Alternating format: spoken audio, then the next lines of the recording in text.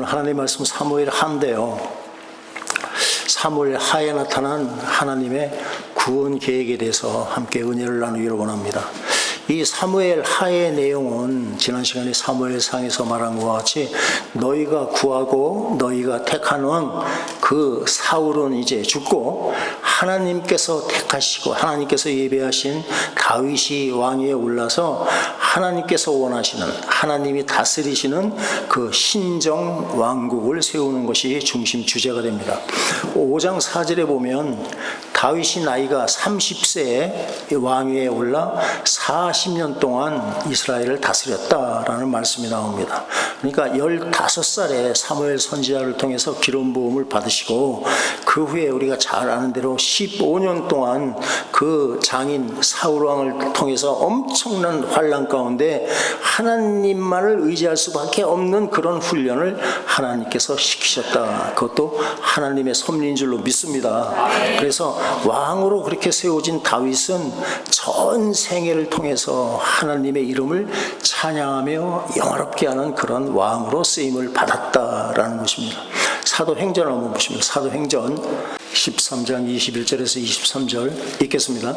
그 후에 그들이 왕을 구하거늘 하나님이 베냐민 지파 사람 기스의 아들 사울을 40년간 주셨다가 패하시고 다윗을 왕으로 세우시고 증언하여 이르시되 내가 이새의 아들 다윗을 만나니 내 마음에 맞는 사람이라 내 뜻을 다 이루리라 하시더니 하나님이 약속하신 대로 이 사람의 후손에서 이스라엘을 위하여 구주를 세우셨으니 곧 예수라. 아멘. 지금 하나님께서 내 마음에 맞는 사람이다, 내 뜻을 다 이루리라 라고 하나님의 뜻을 말씀합니다. 지금 하나님의 뜻이 무엇이겠습니까? 전체적인 구속사적으로 보면 바로 다윗의 후손으로 이 땅에 오실 예수 그리스도를 보내시는 일이 바로 하나님의 뜻인 줄로 믿습니다. 네, 그 일을 다윗을 통해서 내가 이루겠다라는 것이에요. 왕위에 오른 다윗이 우선 한 일이 있습니다. 무엇입니까? 예루살렘 땅을 정복합니다. 그래서 예루살렘을 유다의 그 수도로 삼고 또 내버려 두었던 방치되었던 그 하나님의 영광에 함께하는 법궤, 언약궤를 예루살렘으로 옮기는 일을 제일 먼저 합니다. 그 예루살렘을 정복했다, 여부수 사람들의 손에 있던 예루살렘 정복했다는 것은 구속사적으로 아주 중요한 의미가 있습니다. 하나님께서 아브라함에게 이삭을 번제로 드리라 명령하신 곳이 바로 모리아산입니다. 모리아, 그것이 바로 예루살렘이다라는 것이에요. 하나님께서 출애굽한 이스라엘 백성들에게 너희가 무교절과 맥주절과 초막절 세 절기를 지키되 반드시 너희는 아무 데서나 그 절기를 지키는 것이 아니고 하나님께서 당신의 이름을 두시기 원하는 그곳에 와서 반드시 그 절기를 지켜라 말씀하신 곳이 바로 예루살렘이다라는 것이에요. 하나님의 이름을 예루살렘에 두시기 원하는 곳이다 라는 것이에요.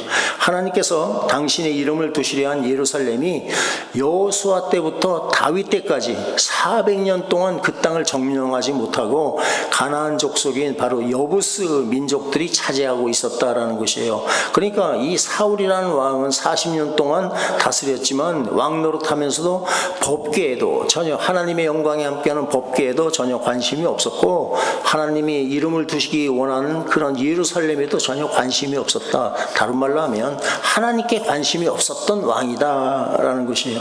그렇지만 하나님을 사랑하는 자 다윗은 하나님의 마음을 헤아릴 줄 아는 사람인 것이에요. 저와 여러분들도 하나님의 마음을 헤아릴 수 있기를 예수님의 이름으로 부탁을 드립니다. 그때까지 방치되어 있던 법궤를 오벳에돔의 집에서 예루살렘으로 운반하는 일을 합니다. 그때 지은 찬양시가 우리가 찬양도 많이 하는 그 시편 24편입니다. 24편을 보십시다. 시편 24편 7절에서 10절까지 보십시다. 역시 법궤를 예루살렘에 가지고 오면서 그때 장면들을 찬양하는 것이에요. 시편 24편 7절에서 10절 읽습니다. 문들아 너희 머리를 들지어다. 영원한 물들아 들릴지어다. 영광의 왕이 들어가시리로다. 영광의 왕이 누구시냐? 강하고 능한 여호와시요 전쟁에 능한 여호와시로다. 문들아 너희 머리를 들지어다. 영원한 문들아 들릴지어다. 영광의 왕이 들어가시리로다. 영광의 왕이 누구시냐? 만군의 여호와께서 곧 영광의 왕이시로다. 아멘. 우리의 영광의 왕이 누구냐? 바로 여호와 하나님이시다라는 말씀을 지금 선포하는 것이에요. 법궤가 예루살렘으로 입성하는 것을 바로 영광의 왕이 들어오시는 것으로 이렇게 묘사해서 찬양을 하는 것이에요. 사람들 눈에는 보이지 않지만 그들의 진정한 왕은 여호와 하나님이시고, 하나님께서 우리를 직접 다스리시고 우리를 통하여서 영광 받으실 분이라는 것을 이렇게 신앙 고백을 지금 다윗은 24편에서 하는 것입니다. 이제야 이스라엘 땅에 하나님께서 대리자로 세우신 왕이 다스리는 바로 신정 왕국이 세워져 가고 있다는 것을 우리는 알 수가 있습니다. 이 점이 바로 사울이 왕으로 다스렸던 그 40년간 그 사무엘상 내용과 다른 점이다라는 것이에요. 이 사무엘하 7장은 사무엘하 전체의 핵심적인 장이 되는 것이에요. 도망 다니고 또 전쟁터로만 다니면서 정신없이 살다가 어느 날 눈을 뜨고 주위를 둘러보니까 자기는 지금 백향목으로 지은 아름다운 궁전에 살고 있는 자신을 발견합니다. 깜짝 놀라면서 자기 스스로 하나님께 감사를 하면서 또 다른 한편으로는 아니 지금 하나님의 영광이 있는 법궤는 임시로 만든 장막 속에 거기서 방치해 놓고 나는 지금 이런 호화로운 집에 살고 있나? 그러니까 하나님께 죄송한 마음이 듭니다. 그래서 선지자 나단에게 하나님의 성전을 건축할 소원을 이야기를 하지요. 그런데 바로 그날 여호와 하나님께서 선지자 나단에게 임하셔서 말씀을 하십니다. 사무엘하 오늘 7장입니다. 7장 6절 말씀을 한번 봅시다. 7장 6절 읽겠습니다. 내가 이스라엘 자손을 애굽에서 인도하여 내던 날부터 오늘까지 집에 살지 아니하고 장막과 성막 안에서 다녔나니. 아멘. 집에 살지 않았다. 장막과 성막 안에서 내가 다녔다라는 말씀을 하십니다. 집과 장막의 다른 점이 무엇입니까? 집은 움직일 수 없는 고정된 건물이죠. 그런데 장막은, 텐트는 필요할 때마다 이렇게 해체를 시키고 다시 가서 세팅을 하고 사는 이동식입니다. 이 말씀은 무슨 말씀입니까? 하나님께서 지금까지 너희들 출애굽해서 지금 다윗 너한테 있을 때까지 나는 어느 한 곳에 이렇게 안주해 있던 하나님이 아니야. 너희가 어디에 있든지 어떤 형편에 있든지 너희와 내가 함께 했고 너희를 돌봐줬고 너희를 지켜주신 내가 너의 하나님이다 라는 말씀인 줄 믿습니다. 그것이 내가 장막 가운데 있었다 또 성막 가운데 있었다라는 말씀인 것이에요. 하나님께서는 다윗에게 7장 5절에 보면 내가 나를 위하여 내가 살 집을 건축하겠느냐? 네가 나를 위해서 집을 건축한다면서 하면서 11절에 뭐라고 그러냐면 그게 아니고 내가 여호와가 너를 위하여 집을 짓겠다라는 말씀을 하고 계세요. 그러니까 하나님께서 다윗을 위하여 집을 짓겠다는 뜻이 무엇입니까? 하나님께서 다윗의 가문을 번성케 하시고 그가 왕으로 있는 그 계속 이스라엘 나라를 견고케 해주겠다라는 말뜻으로 봤습니다. 하나님께서 구체적으로 이제 한 걸음 더 나가서 우리가 소위 얘기하는 다윗 언약, 메시아 언약을 다윗에게 내려주시는 은총을 베풀어 주십니다. 7장 12절 13절만 읽으십시다. 12절 13절 읽겠습니다. 내 소환이 차서 내 조상들과 함께 누울 때에 내가 내 몸에서 날 메시를 내 뒤에 세워 그의 나라를 견고하게 하리라. 그는 내 이름을 위하여 집을 건축할 것이요 나는 그의 나라 왕위를 영원히 견고하게 하리라. 아멘. 이 다윗의 언약이라는 이 언약은 하나님께서 1차적으로는 솔로몬이 왕위를 계승해서 하나님의 그 영광이 함께하는 성전을 건축함으로 성취가 되었습니다만 그 솔로몬을 통한 성전 건축은 하나의 그림자에 불과하다. 그림자에 불과하다는 것은 실체가 있다는 것이에요. 그렇죠? 이 다윗 언약이 가르치는 실체가 있다. 그 실체가 무엇입니까? 바로 궁극적으로 성취되는 것은 다윗의 자손으로 이 땅에 오실 바로 그 그리스도께서 메시아께서 영원한 왕위에 오르실 것과 또 그가 오셔서 영원한 하나님 나라를 세우실 것을 의미한다는 것을 믿으시길 바랍니다. 예, 다윗 언약을 지금 이렇게 주목해 보면 뭐라고 그러십니까? 내 몸에서 날 내 씨를 단수입니다. 내 씨를 내 뒤에 세워 그의 나라 왕위를 영원히 견고하게 하리라 말씀합니다. 아브라함에게도 메시아 언약을 주셨습니다. 아브라함과 다윗의 자손 예수 그리스도의 계보라. 하나님께서 메시아 언약을 아브라함과 다윗을 통해서 대표적으로 주시고 그 뜻을 이루신 것이 바로 예수 그리스도께서 이루셨다. 기억하시죠? 네. 여기서 단수라는 걸 잊지 마세요. 창세기 22장 18절에 모리아산에서 이삭을 제물로 드리는 하나님, 아브라함에게 하나님께서 내 씨로 말미암아, 내 씨들이 아니고 단수 내 씨로 말미암아 천하 만민이 복을 얻으리라 라는 약속의 말씀을 줍니다. 다윗과 아브라함에게 하신 말씀이 동일하게 맞아떨어지는 것이에요. 그러니까 내 씨는 바로 예수 그리스도인지 믿으시길 바랍니다. 그리고 내 나라와 왕위를 영원히 견고케 하리라 라는 말씀을 거듭거듭 강조하고 있습니다. 세상 나라는 영원히 견고할 수가 없습니다. 이 땅에서 있는 어느 나라도 아무리 강한 나라라도 흥망성쇠가 항상 있기 마련이다. 그러니까 눈에 보이는 이스라엘의 다윗 왕조도 지금 다윗에게 주신 그 다윗 약속, 이 메시아 언약 이후 400년이 지난 다음에 바벨론에 의해서 문을 닫아 내린 것을 우리는 잘 알고 있습니다. 그렇기 때문에 1차적으로 보여주시는 이 이스라엘 왕조가 그 영원한 나라가 아니다라는 것이에요. 이 언약이 1000년 후에 이 땅에서 우리가 보이는데 이루어졌다는 것을 여러분들이 깨달을 수 있기를 바랍니다. 빨리빨리 계산하십시오. 다윗이 이 언약을 받고 1000년 지난 다음에 누가 오셨습니까? 예? 자, 확실해요? 헷갈리지 않아요? 예, 그러니까 다윗은 주전 1000년에 계셨다라는 걸 쉽게 알 수 있죠. 예, 예수 그리스도에 의해서 성취되었다. 누가복음 1장 보십시다. 말씀이 재밌습니다. 이런 걸 보면 참 재밌어요. 구약에서 약속하신 말씀이 그냥 허공에 있는 말씀이 아니라 반드시 우리에게 성취되는 그것을 찾으려고 하는 사람에게 눈에 보인다. 누가복음 1장 31절에서 33절 읽습니다.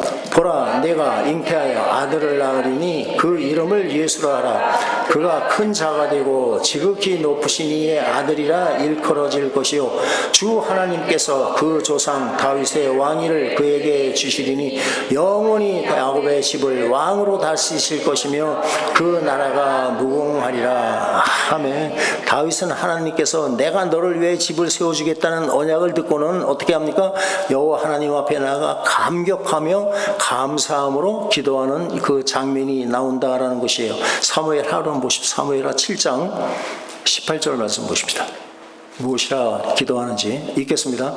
다윗 왕이 여호와 앞에 들어가 앉아서 이르되 주 여호와여 나는 누구이오며 내 집은 무엇이길래 나를 여기까지 이르게 하셨나이까.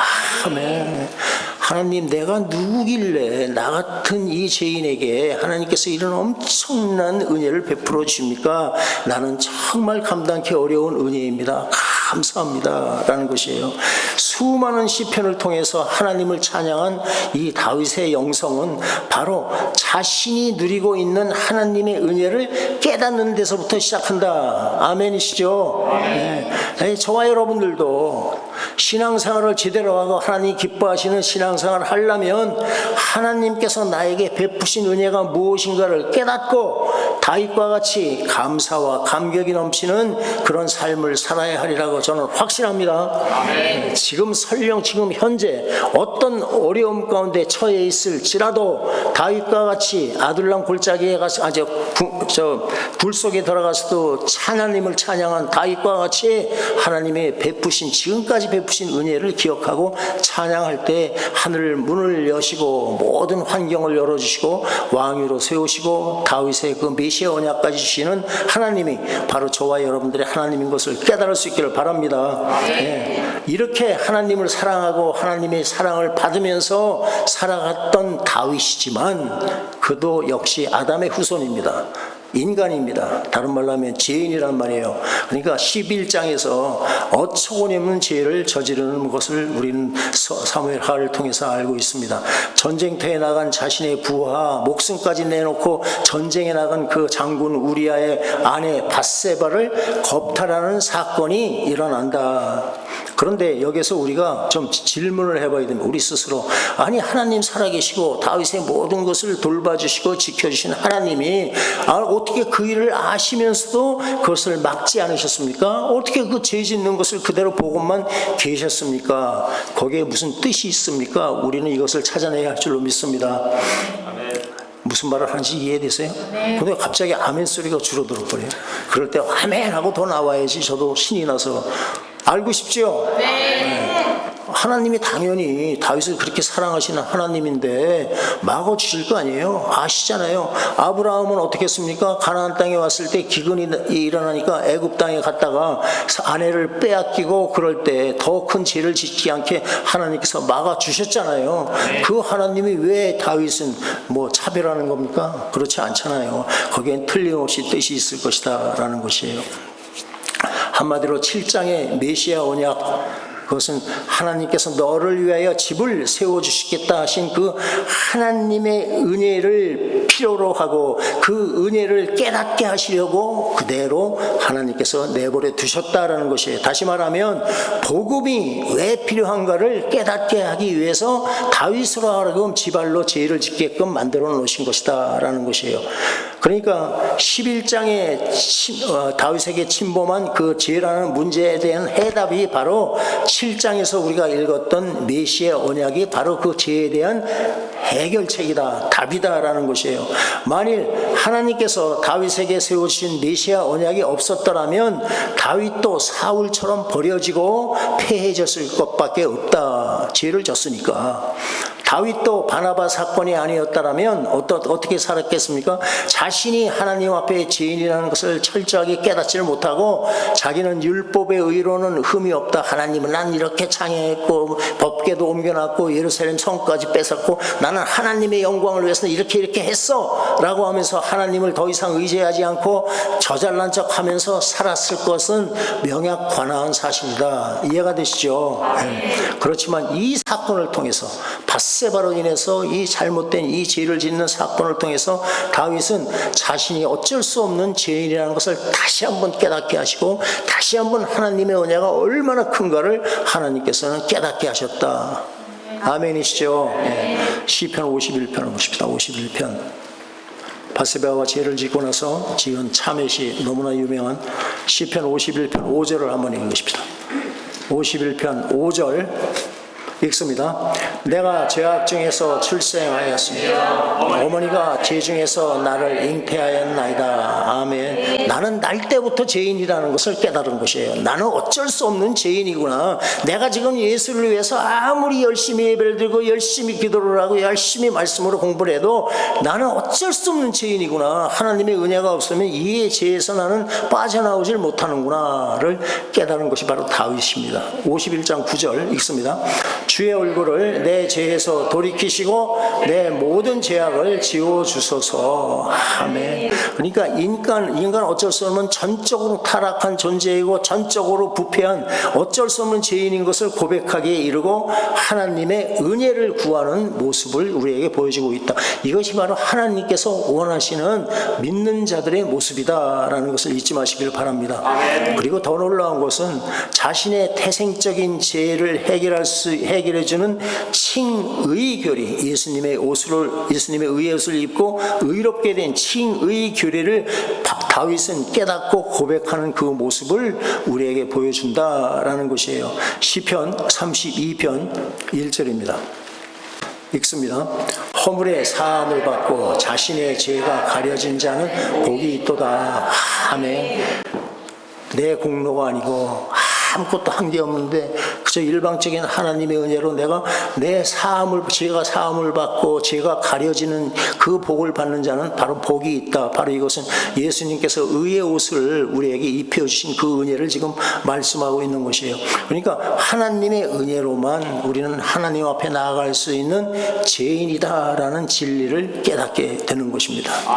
다윗의 파렴치한 죄를 통해서 영광스러운 칭의 교리를 저와 여러분들에게도 이렇게 계시하시는 하나님을 찬양할 수 있기를 바랍니다. 사탄이 메시아의 예표로 쓰는 다윗을 사울왕처럼 죄로 인해서 쓰러뜨리려 했지만 넘어지지 않고 다시 일어서서 하나님의 영광을 드러낼 수 있었던 것 역시 다윗의 능력이 아니라 전적으로 하나님의 일방적인 은혜의 결과다라는 것입니다. 그러니까 다윗의 범죄와 회개와 이 용서를 받는 이 과정을 통해서 나 자신의 죄를 깨닫기 원하시고 인간의 행위로는 하나님 앞에 나갈 수 있는 자가 없다라는 점을 저와 여러분들에게 지금 가르쳐주고 계신다라는 것이에요. 하나님께서는 나단 선지자를 다윗에게 보내셔서 다윗이 범한 죄를 책망하십니다. 오늘 사무엘하 12장을 읽었던 내용이 그 내용이었어요. 다윗은 사울과 같지 않은 것이 있습니다. 사울은 자신의 죄를 변명했지만 다윗은 자신의 죄를 변명하지 않고 내가 여호와께 죄를 범했습니다 라고 인정하고 죄를 자백하는 모습을 봅니다. 이것이 정말 예수를 잘 믿는 지혜로운 사람들의 모습이다라는 것이에요. 하나님께서는 그러자 다윗의 죄를 사해 주신다고 말씀합니다. 저와 여러분들도 우리가 죄를 깨닫고 죄를 자백하고 회개하면 죄를 사해 줄 것을 믿으시길 바랍니다. 그것이 요한일서 1장 9절 말씀 아닙니까? 그러면 다윗은 자신의 죄 문제를 어떻게 해결받았나? 그것도 놀랍게 눈을 비비고 떠보면 진리를 찾는다. 오늘 읽었던 12장 말씀에 사무엘하 12장 말씀에서 공의의 하나님은요, 공의의 하나님은 다윗의 이 엄청난 죄를 그냥 사해 줄 수가 없는 분이시다. 왜? 공의의 하나님이시기 때문에 죄의 삭은 사망이다. 반드시 피를 봐야지만이 하나님께서는 죄물을 받으시고 용서해 주신다라는 것이에요. 그 방법이 사무엘하 오늘 12장 14절에 있는 당신이 낳은 아이가 반드시 죽으리다라는 말씀과 연결을 시키면 답이 나옵니다. 이 말씀은 1차적으로 다윗과 밧세바가 낳은 첫 번째 아이가 죽는 것이지만 그것으로 다윗의 죄가 대속된 것이 아니다라는 것이에요. 지금 다윗이 낳은 아이가 반드시 죽으리다 하는 말은 다윗에게 세워주신 그 다윗 언약과 연결시키면 어떤 의미가 되는지 금방 쉽게 깨달을 수 있으리라고 믿습니다. 그러니까 다윗의 자손으로 약속하신 그리스도께서 죽으심으로만이, 십자가에서 죽으심으로만이 너희들이 죄사함을 받고 모든 문제가 해결이 된다라는 말씀을 우리에게 보여주시는 하나님을 찬양할 수 있기를 바랍니다. 24장에 가서도 다윗은 지 임의대로 한번 인구조사를 했다가 엄청난 징벌을 받습니다. 징벌로 죽은 자가 7만 명이나 되었다라는 것이에요. 하나님께서 엄청 노하신 것이에요. 다윗은 이 일을 행함으로 말미암아 큰 죄를 범했다고 하나님 앞에 나가서 회개합니다. 사무엘하 24장 10절 말씀입니다. 10절 읽습니다. 다윗이 백성을 조사한 후에 그의 마음에 자책하고 다윗이 여호와께 아뢰되 내가 이 일을 행함으로 큰 죄를 범하였나이다. 여호와여 이제 간구하옵나니 종의 죄를 사하여 주옵소서. 내가 심히 마리안하게 행하였나이다 하니라. 아멘. 어째서 왕이 자기 백성을 카운트했는데 인구조사한 것이 이렇게 큰 죄가 되느냐라는 것이에요. 하나님의 백성인 이스라엘 백성들을 마치 자기 자신의 백성인 것처럼 자신의 능력으로 이스라엘이 유다라는 나라가 이렇게 강대한 나라가 되었다는 것으로 착각한 모습이 바로 인구조사에서 나타났다. 그것이 바로 하나님 앞에 교만한 것이다. 네 백성이 아니야, 내 백성이야. 내가 지금까지 그들을 건져내고 지금까지 그들을 먹여주고 입혀주고 지금까지 지켜주는데 네가 왜 카운트를 해? 내가 카운트하라고 전까지 네가 네 임의로 카운트할 수 있느냐라고 하나님께서는 진노하셨던 것이에요. 그러면 이 문제를 어떻게 다윗이 용서함을 받았나? 참 이게 신나는데 나는 이제 얘기할 게 신나는데 길어질까봐 지금 몇 분입니까? 3시. 사무엘 24장 18절을 보십시다. 사무엘하 24장 18절. 이 사무엘하는요 엄청난 복음이 이 안에 들어있습니다. 24장 18절 읽겠습니다. 이날에 가시 다윗에게 이르러 그에게 이르되 올라가서 여부스 사람 아리우나 석덕마장에서 여호와를 위하여 제단을 쌓으소서 하매, 즉 하나님이 정하신 곳에서 내가 번제와 화목제를 드려라. 그것이 해답이다. 네 제사함을 받는 해답이다. 주목할 점은 무엇입니까?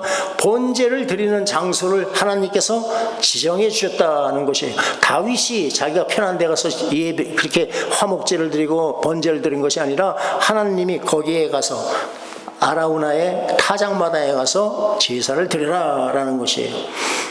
제단을 쌓으러 간 여부스 사람 아라우나의 이 타작마당이 어디인지 아십니까? 대강 감을 잡으시지요. 바로 그 자리가 아브라함에게 이삭을 번제로 드리라고 말씀하신 모리아산이 바로 그 장소다. 놀랍지 않으신 모양이에요. 그죠? 다 아시는 거니까 워낙 평상시에. 그죠? 또 더 놀라운 것은 다윗의 아들 솔로몬이 성전을 지으신 곳이 바로 그 예루살렘입니다. 아라우나의 타작마당이 있는 그것을 중심으로 한 예루살렘의 성전을 지었다. 또 더 나아가서 무엇이 있습니까?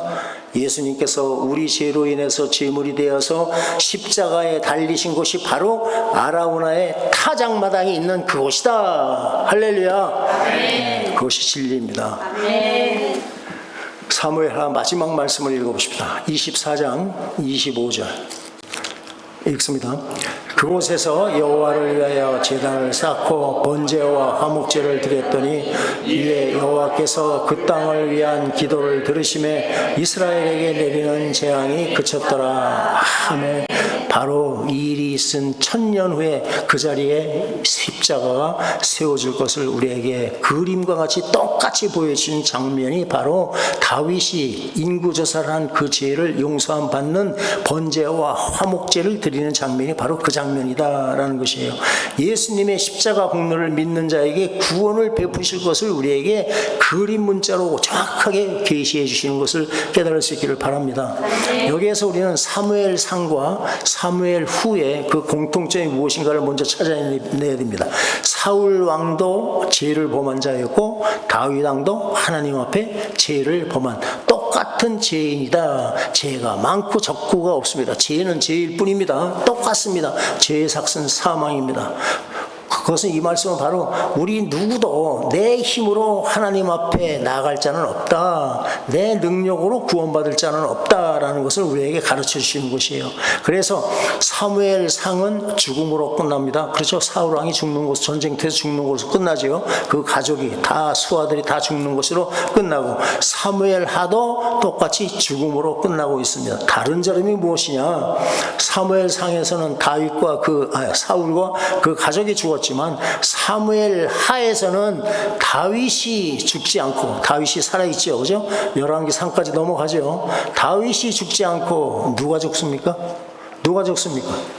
번제와 화목제물로 드려진 그 제물이 대신 죽는다. 이것을 우리에게 보여주고 계신다. 감을 잡으셨죠? 이같이 사무엘 하는요 저와 여러분들을 예수 그리스도 앞으로 또 예수 그리스도의 십자가 복음 앞으로 인도해 주면서 그 사무엘 하를 막을 내리고 있는 것이에요. 묻겠습니다. 하나님의 아들 예수 그리스도께서 하나님이 정한 그곳에서 대속제물이 되어 주심으로 말미암아 우리에게 임할 진노가 그치게 되었다는 것을 믿으십니까? 네, 이것이 바로 우리가 구원받는 복음입니다. 다른 것이 필요한 것이 아니에요. 다른 거 뭐 많이 한다고 해서 구원받는 거 아닙니다. 내가 죽을 자리에서 예수님께서 오셔서 나를 대신해서 죽어주셨다라는 것, 이것을 믿고 우리는 하나님의 자녀가 된 받은 것이다라는 것이에요. 다윗은 하나님의 은혜를 깨닫고 하나님의 은혜에 감사하는 삶을 평생에 살다가 하나님께 갔습니다. 나와 내 집이 무엇이길래 이런 은혜를 베푸십니까? 라고 하면서 하나님 앞에 나가 엎드리는 다윗의 모습입니다. 저와 여러분들도 하나님의 은혜를 깨닫고 하나님 앞에 나가 호흡 있는 동안에 감사의 예배를 드리며 살아야 할 줄로 저는 믿습니다. 네. 성경 일독 왜 하십니까? 바로 하나님의 은혜를 우리가 깨닫기 위해서 일독하는 거 아니겠습니까? 그렇죠. 깨달아야지요. 자꾸 뭘 알아야 깨닫지요. 그러니까 읽는 양만 치중하지 마시고 거기에서 이렇게 지금같이 이렇게 찾아내는 것도 찾아내면 얼마나 신나는지 모릅니다. 정말 신나는 일이에요.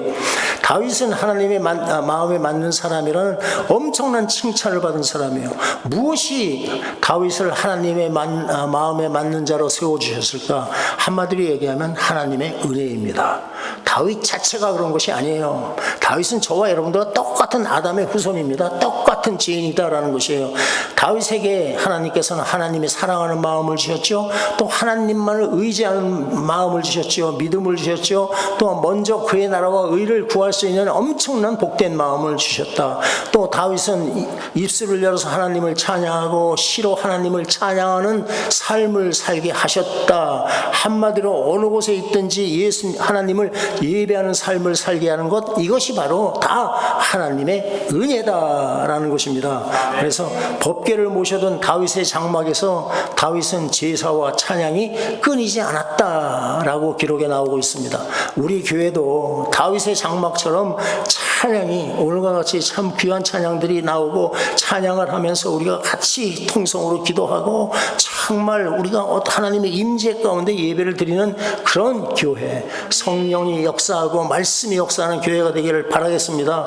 우리가 매일매일 말씀을 묵상함으로 하나님과 깊은 영적인 교제를 나눠야지만이 주일에 함께 모여서 그 영적으로 우리가 하나가 되어서 하나님을 마음껏 찬양하며 기도하며 말씀을 하나님의 말씀으로 받아먹는 역사가 일어나려고 저는 믿습니다. 범사에 하나님의 손길을 경험하시고 하나님의 놀라우신 은혜를 누리면서 이 땅에 사는 동안 전심으로 주님만을 예배하는 복된 삶을 사는 저와 여러분들 되시기를 예수의 이름으로 축원드리겠습니다. 네.